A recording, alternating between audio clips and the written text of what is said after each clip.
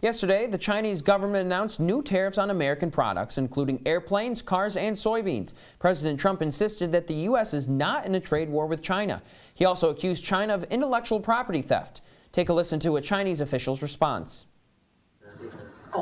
As for the media reports you cited, I think I'd like to use the term President Trump often loves to say and call them fake news. And joining us now to break it down, our Talking Points analysts Michael Furnari and Brandon Ross. Now, guys, we just heard the Chinese Commerce Minister not buying what President Trump is saying. Now, we have some breaking news tonight, just very recently, that President Trump is planning on issuing $100 billion worth of tariffs against China. Brandon, your thoughts on that? I think it really shows that President Trump is willing to go far with these tariffs just to get what he wants out of it. He certainly is not relenting and is hoping to get something out of China. And I will add that last year we did trade with China worth, I think, $506 billion, which between the $50 billion we just issued and this upcoming $100 billion, you're talking nearly one-third of trade with China. And when we look specifically to those measures being put in place, what are we kind of looking for and why, Mike?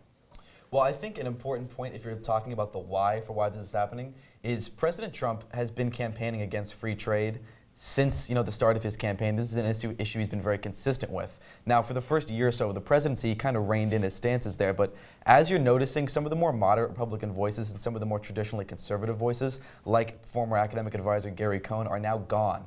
And now most of those advisors are not willing to split with Trump on this issue. I think that's empowering him to make these moves. Brandon, do you echo that? Yeah, I totally agree. And you see it with the tariffs that China's retaliating with. They announced over 100 new tariffs on American goods. Some of these include soybeans, cars, whiskey, and even airplanes that are between 15,000 and 45,000 kilograms. A lot of those are very Midwest-centered agriculture goods, and you can see that they're trying to hit Trump's home base there. And Michael, President Trump has denied that this is creating a trade war. Now, I think, obviously President Trump has done things that play to his conservative base, but broadly speaking, the economy has been doing very well under President Trump, and that's something that applies to everybody. A, is this devolving into a trade war? And B, how does that risk President Trump's accomplishments? Well, you said it. You mentioned the phrase trade war, and that's a very big part of what we're looking at. Now we've seen multiple retaliatory measures from both sides, and that could be what this devolves into, and it doesn't seem like he's really afraid of that. I mean, if you remember the tweet, he did say trade wars are good and easy to win.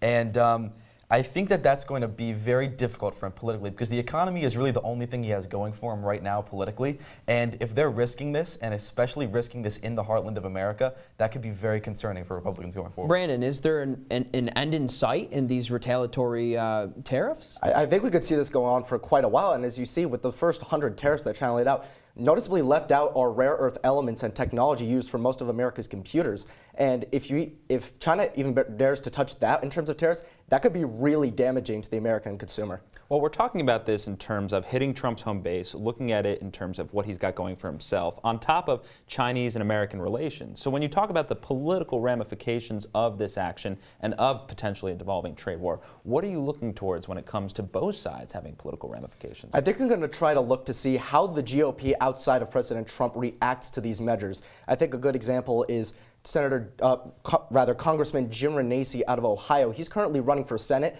and he has been a staunchly pro-free trade representative. But as you can see, in the Midwest, these tariffs are running very popular with the working class base. You even saw Connor Lamb in the Pennsylvania special election, the Democrat, play into the trade, into the tariffs. Exactly, and since, especially since Renacci's been so free trade, he's trying to balance exactly where he should stand on this at risk going against his base. Michael, very quickly, your final thoughts. Well, one final thought on this issue is one thing to watch.